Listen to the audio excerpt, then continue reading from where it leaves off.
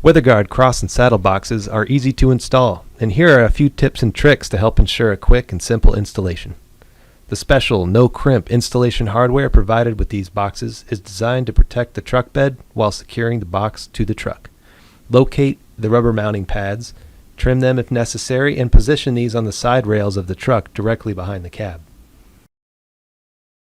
2015 and later Ford F-150 and 2017 and later Ford F-250s and 350s have aluminum beds, and the inside of the no-crimp brackets need to be coated with the vinyl tape provided in order to prevent a possible galvanic reaction between the zinc-coated hardware and the aluminum truck bed.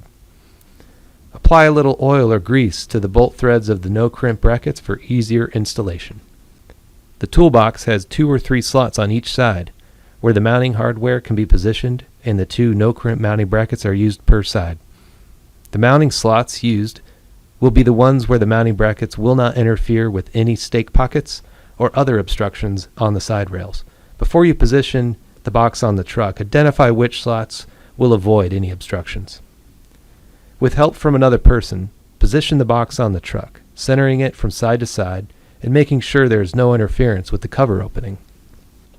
Starting on the driver's side and front of the box, clip the mounting bracket under the lip of the side rail and hand tighten the bolt with washer through the slot in the truck box.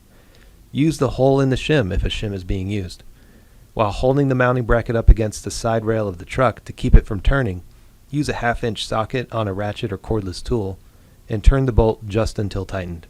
Over-tightening these bolts can actually deform the box and cause latching issues. Be very careful not to over-tighten if using an impact wrench.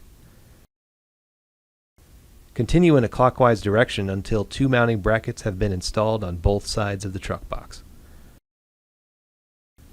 Open and close the box a couple of times to make sure there are no further adjustments needed, and you're done.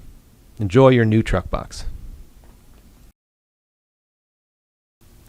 If there is a cab screen mounted to the truck, position the mounting pads over the cab screen mounting brackets and trim off 2-inch lengths for each side and position them under the aluminum shim. That will keep the box sitting level.